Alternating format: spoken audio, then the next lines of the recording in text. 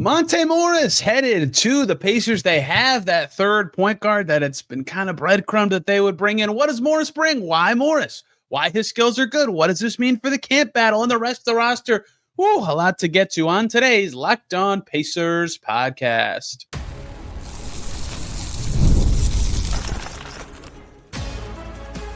You are Locked On Pacers, your daily Indiana Pacers podcast, part of the Locked On Podcast Network.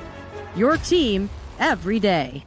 What's up, everybody? Happy Wednesday and welcome into another edition of the Locked On Pacers podcast, where we, of course, talk about the Indiana Pacers. As always, my name's Tony East. I cover the team for Forbes, and today it's officially a big-time camp battle for the Pacers. They have their third point guard. Monte Morris is headed to the Pacers, the veteran, experienced guard that I have said they might need. Who knows if he's actually gonna make the team, but a guy that I have floated around if you've been listening all summer. Why did they do this? What does this mean for their camp battle? Why Morris specifically for the Pacers? What does this suggest is potentially coming for the Pacers? Lots of rambly thoughts here because there's so many layers to this, which is wild given that it's a 14th, 15th, whatever guy.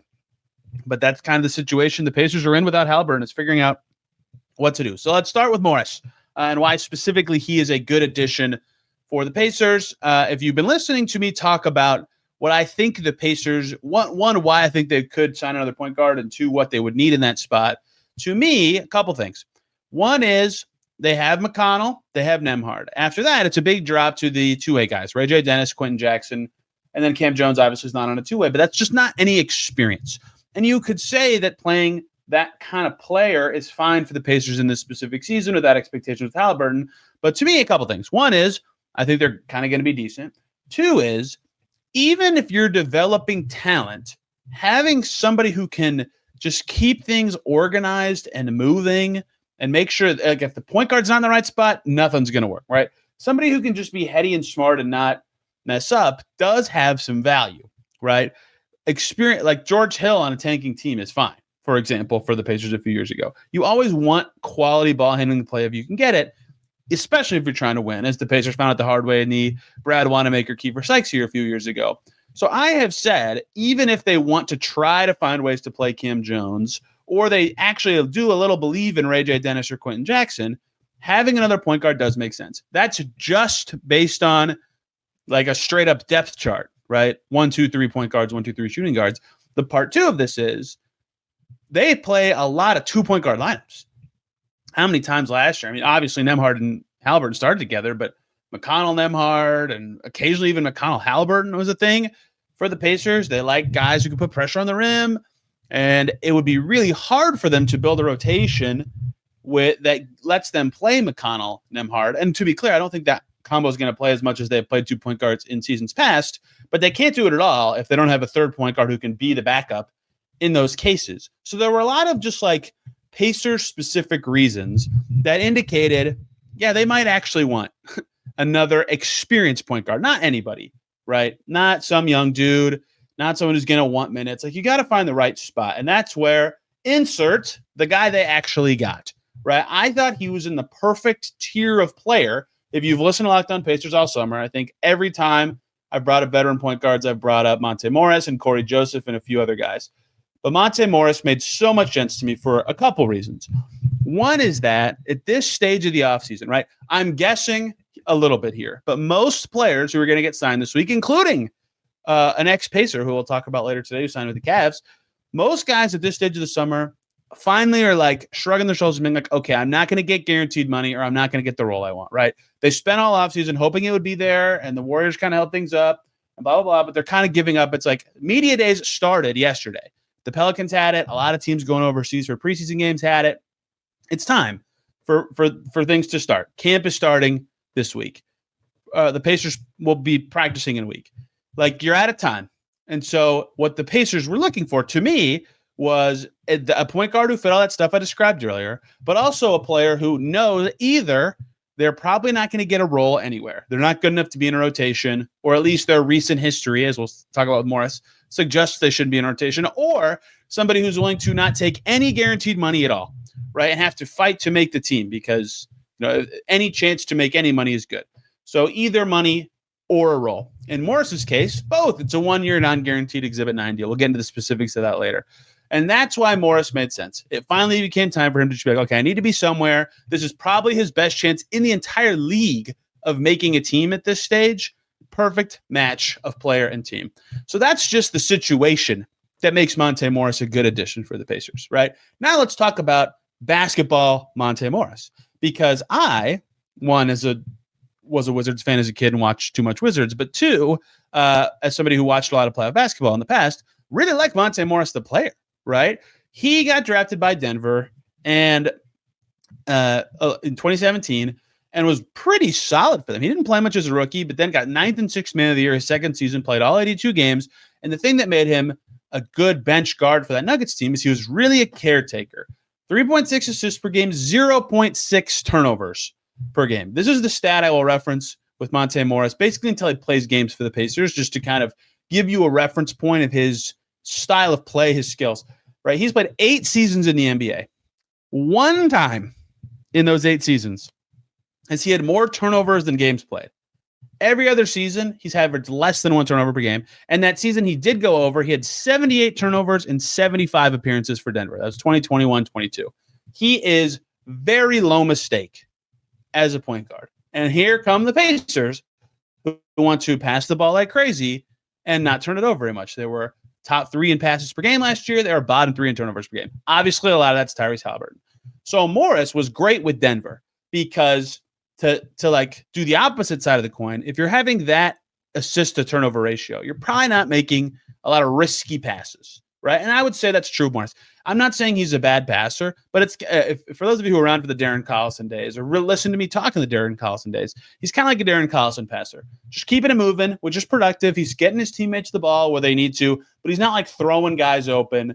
He's not like so advanced with his creation. So his assist rate's solid, and his turnover rate's really low. That's good. That's a good caretaker point guard. That will work with any lineup.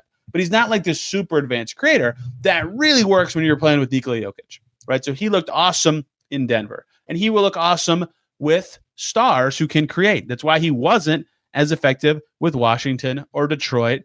Minnesota, he looks a little better. All of a sudden, he gets another deal with Phoenix, and then is behind Tyus Jones and hurt, and that team's a mess. So they don't have Jokic, they don't have Haliburton, but there's more stability to the Pacers situation and style that makes me wonder if he'll be like Wizards Monte Morris, which was a fine player. That was 2022, 23. He's turning 30 now. In that season, he was 27. He averaged 13.5 points per 36 minutes that year. His per game numbers for the Wizards, which he started, 10.3 points, 5.3 assists per game. He's not going to play nearly enough to sniff those numbers with the Pacers unless there's some injuries. But like that is his career arc and skill set that to me makes him a good basketball fit with the Pacers. So you could go on and on about the reasons that this made sense. And I explained the Pacers point guard situation kind of ad nauseum this summer because, and you can even go back to July. The setting the pace guys straight up asked Chad Buchanan, hey, are you guys going to add a point guard, right? Is that something that you need? Tyrese Haliburton's out for the year. And at the time, this was late July. So this is over 2 months ago at this point. He said, if there's a position we maybe look at, maybe another point guard. With Drew and TJ, it obviously puts a lot on their plates with nobody behind them right now. That's a pure point guard on the 15-man roster. I would argue that Ray J. Dennis is a pure point guard. He's also extremely inexperienced. So they needed a middle ground there. They admitted that. Time passed. They have the most up-to-date information possible about their roster, and they said, that's the guy. Monte Morris is the guy. Monte Morris says, okay, I don't have options to get guaranteed money or a guaranteed role. I might make this team. I fit their style pretty well. My career suggests I could be good here. I really need to go somewhere that's good at developing players a little bit and maybe keep my career going. He turned 30 this summer. Good team fit and player fit. Monte Morris makes a ton of sense to me for the Pacers. Okay enough shooter. 39% on threes in his career, but very rarely takes them. The passing is solid. The lack of turnovers is great. He's a little smaller. His defense is going to be at best, but kind of what you need from a third point guard for a team that is in their situation. What's his contract? What does it mean for any sort of training camp battle? What else is relevant about this signing for the Pacers? So much more to get to as we keep going on today's Locked On Pacers.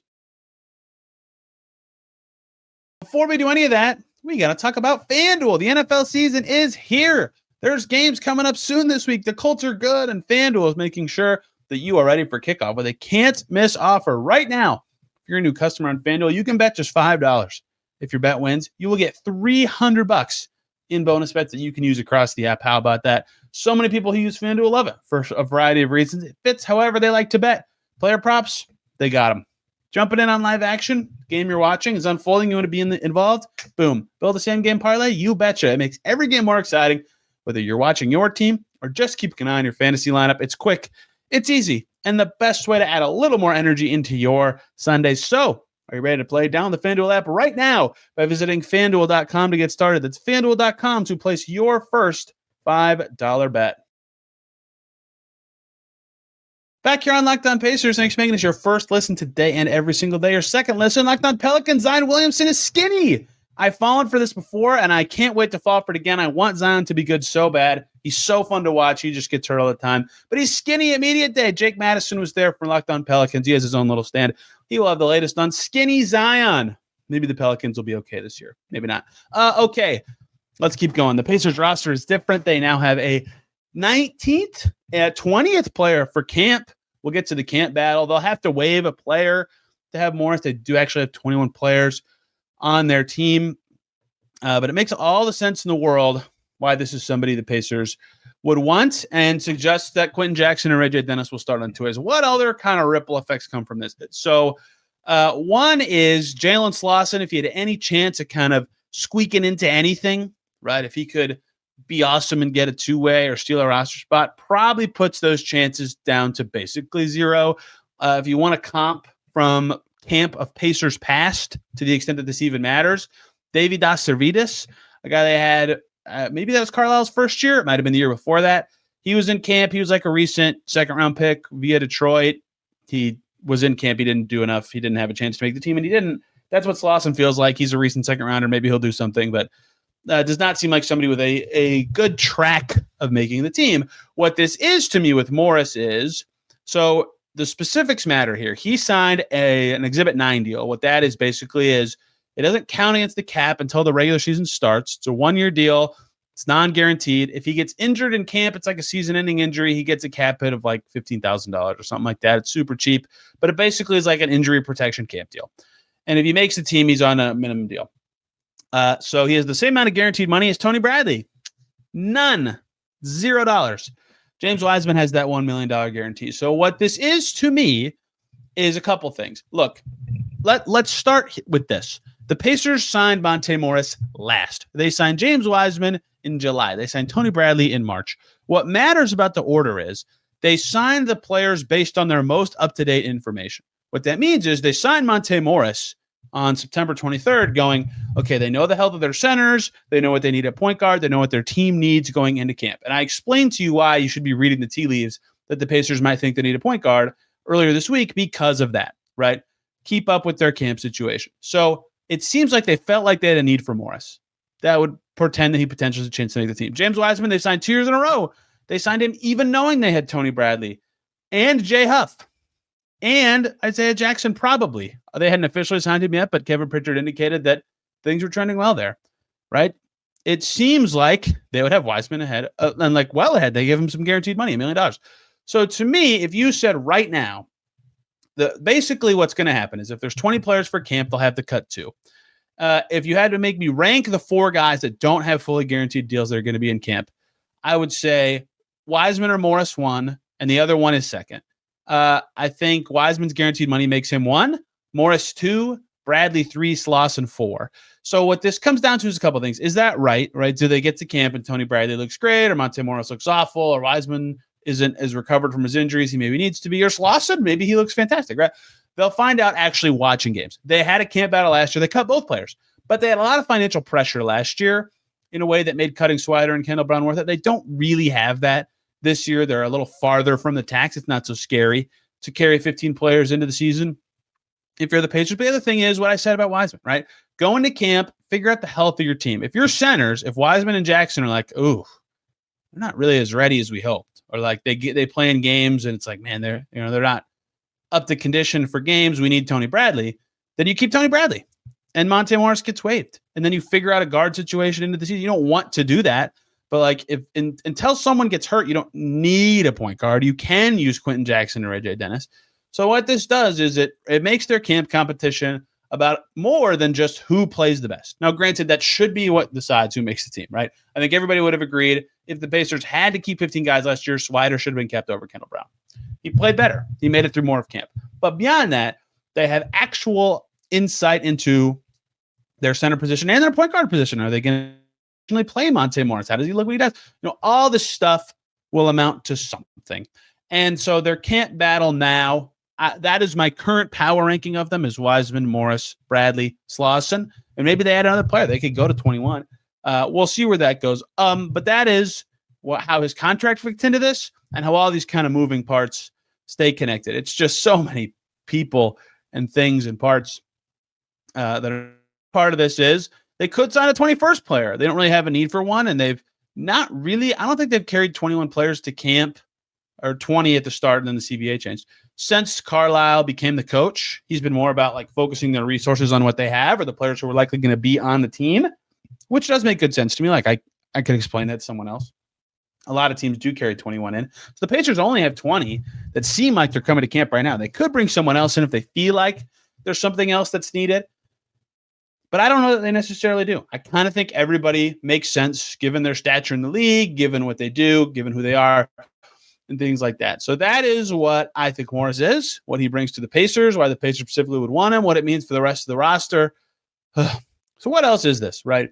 Because his fit is what he is, but what else is he as a player? So a couple things I skipped over with Monte Morris because they're less specific to the Pacers or maybe this coming season, but still matter. One is a lot of playoff experience, 57 games in the postseason. Obviously, most of those coming with Denver, although he played 9 games with Minnesota 2 seasons ago. So recent playoff experience on a good team, a team that made the conference finals, Denver teams that made the conference finals. And he was playing like serious minutes.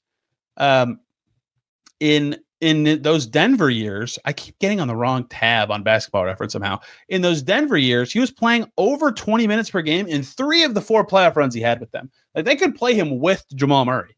And that is obviously very relevant to the Pacers, who like to play point guards together, right? And so that is good experience, good scoring numbers in the postseason, good assist numbers in the playoffs, deep runs on good teams. Now, granted, that is maybe not the like most obvious results of this season for the Pacers is a deep playoff run, but for a team that just made the finals and has lots of similarly experienced guys, a veteran in the mold of Monte Morris does make some sense there. Thing 2 to know about his career, he was healthy a lot early. He played 73 plus games when he was in the rotation for Denver in 3 of his 4 seasons, was hurt 1 year, played 62 with the Wizards. And oh, by the way, 2 of those seasons in the 70s were the COVID years. And then since then, he's played a total of 78 games. 33 2 years ago, he was really hurt when he was with Detroit, his hometown team that felt like a perfect reunion for him. He could barely play, went to Minnesota, and then was actually decent, like I said, for Minnesota. Got on the floor for them in actual real playoff games. They used him well. And then only 45 games last year. Some of that's injury. Some of that is that he felt like a great get for the Suns. He might start at point guard. Oh, they got this caretaker, Monte Morris. And then they somehow are able to get Tyus Jones, too, who is better than him. Tyus Jones got paid more than him this year by Orlando. Maybe not more, but more guaranteed money. And so he was the backup. He played 45 games and got hurt a few times. It was at 12 minutes a game. So the last 2 seasons of his career have featured a lot of injuries and a lot of situations that aren't the greatest, which is why his stock is where it is. So that's why I brought up the Wizards situation, is it's possible if healthy and in a better situation, the Pacers could get that guy. It's also possible that that's the most blue and gold colored glasses thing I've ever said. And the last 2 seasons are more indicative. And he did get no guaranteed money on a team that he might not even make. So his history here is fascinating and worth noting. But I think the bet on fit makes a lot of sense. I think it's a good fit spot for Morris to want to. And that's why this signing has happened and why the Pacers are, I would say, done building a training camp roster. Anybody else is probably boom bound, but not out of the realm of possibility. And I don't think Morris ever led the league in turnover rate. That's the last thing I wanted to bring up when I talked about how low his turnover rate was. Was it ever the lowest? It was never the lowest. It was very close. Let's talk about some other stuff, ripple effect wise, that this means for the roster. Some Pacers players who are going somewhere else. Some Exhibit 10 news that you might have missed or maybe didn't miss, but you don't quite understand, to close out today's Locked On Pacers.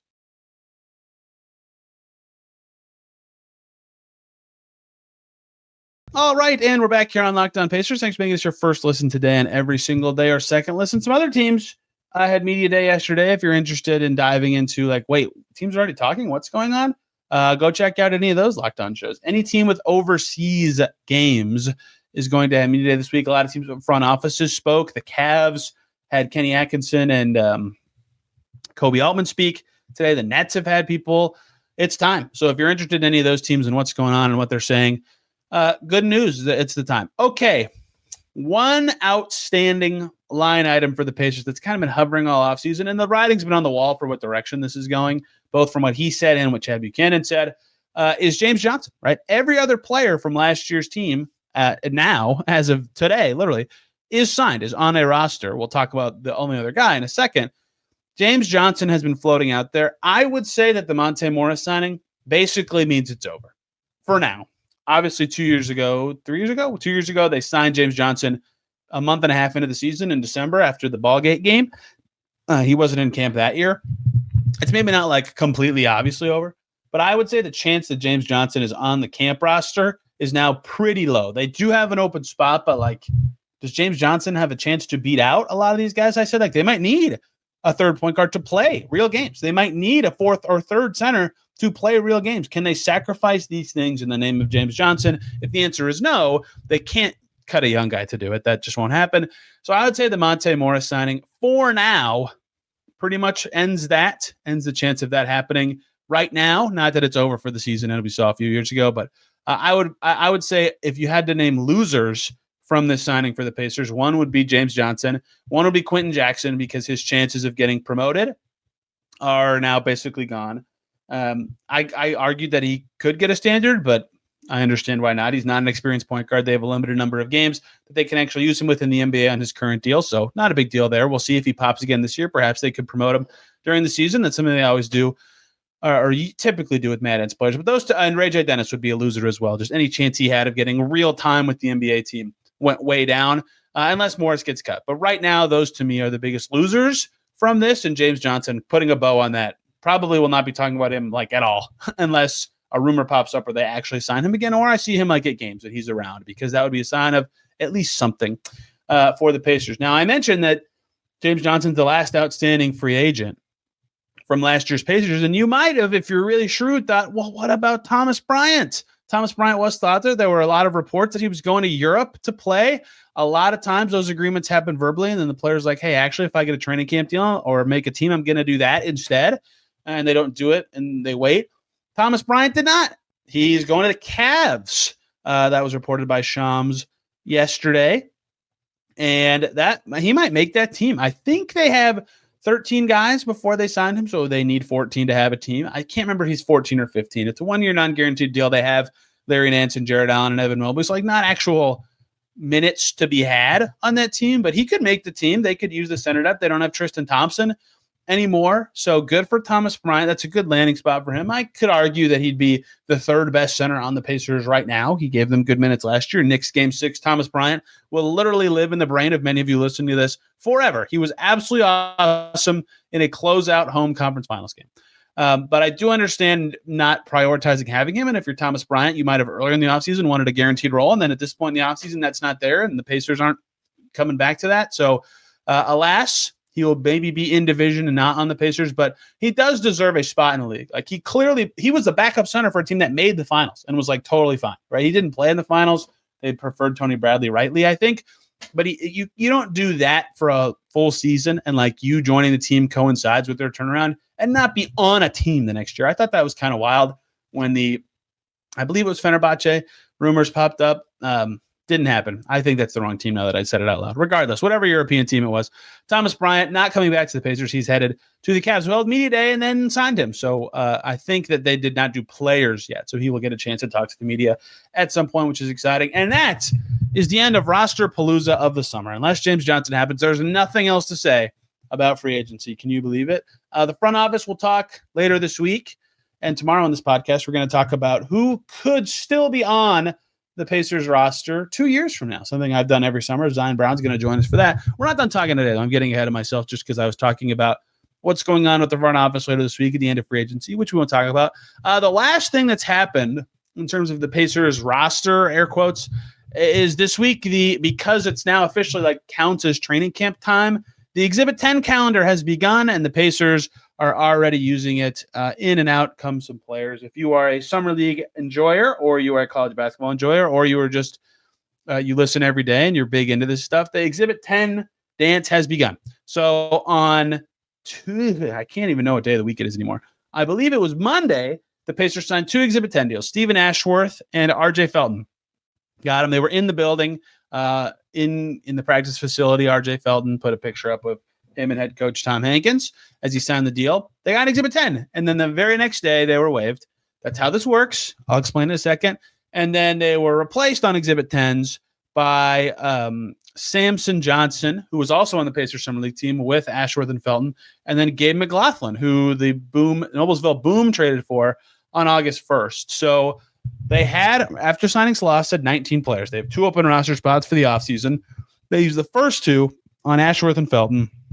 I don't want to get too into the weeds on what Exhibit 10 deals are, but I always get asked about this every year because I get new followers or new people who are new into the NBA or they just don't get it. An Exhibit 10 deal, especially when it's in the Pacers press release, like I'll read today's, it says, in subsequent move, the Pacers signed Samson Johnson and Gabe McLaughlin to Exhibit 10 contracts with the Noblesville Boom. Right? They're going to be in the G League. So what this does is for 3 players, for Felton, for Ashworth, and for Johnson, no team has their G League rights. They have not been a pro player yet. They were in college last year. So by signing them to an Exhibit 10 contract, they're on your team for 1 practice day of camp and then waiving them. You now have their G League rights. And of course, an Exhibit 10 could give them a financial bonus if they're on your G League team for a certain amount of time. In McLaughlin's case, the Boom traded for his G League rights. So that means the Pacers organization had it, which means by signing him to an Exhibit 10 and cutting him, same deal. He would go to the Boom if he plays in the G League this year. But that does mean right this second of me talking, by the time this episode's out, maybe not the case, the Pacers do have 21 players. They'll have to waive one of Johnson or McLaughlin to actually sign Monte Morris. It's not actually that important to anything. It will happen before camp starts, but I find that to be just a neat little tidbit at the end. So perhaps another Exhibit 10 comes through and out. They'll have the roster spots to do it. But that is what's happening in the very back end if you're really into keeping up with the Boom and keep up with the wording on these Exhibit 10 signees, right? I just mentioned that those 2 said the Boom. The Ashworth and Felton one says Exhibit 10 contracts with the Noblesville Boom. What I didn't notice at the time and now very much stands out as a difference is the Jalen Slauson one, because Slauson is coming to camp, we've now learned, says sign forward Jalen Slauson to an Exhibit 10 training camp contract. So it should have been more obvious, perhaps, that he was coming to camp. So just keep an eye on the wording and all those. But that is what's going on the back of the roster. Monte Morris is a part of it. The camp battle is happening. Thomas Bryant's gone. James Johnson, TBD, but probably gone. That is everything from one signing. Whew. I hope you learned something. I hope this was enjoyable. Tomorrow, like I said, Zion Brown's going to be here. We're going to rank from most likely to least likely the players in the Pacers roster and their chance of being on the Pacers still in 2 years. We recorded this before Monte Morris, so he is unfortunately not a part of the exercise. And then it's time. The season will be really rolling by Friday, and we'll have lots to talk about. We'll do point guard previews next Monday now. And I waited intentionally to do point guards just in case something happened. Lucky me. Okay, that is all for today's episode. You can find me on Twitter or Blue Sky at Tony Tyrese. This podcast is on Instagram and Twitter at Locked On Pacers. Thank you all so much for listening. Have a wonderful day. We'll see you very soon.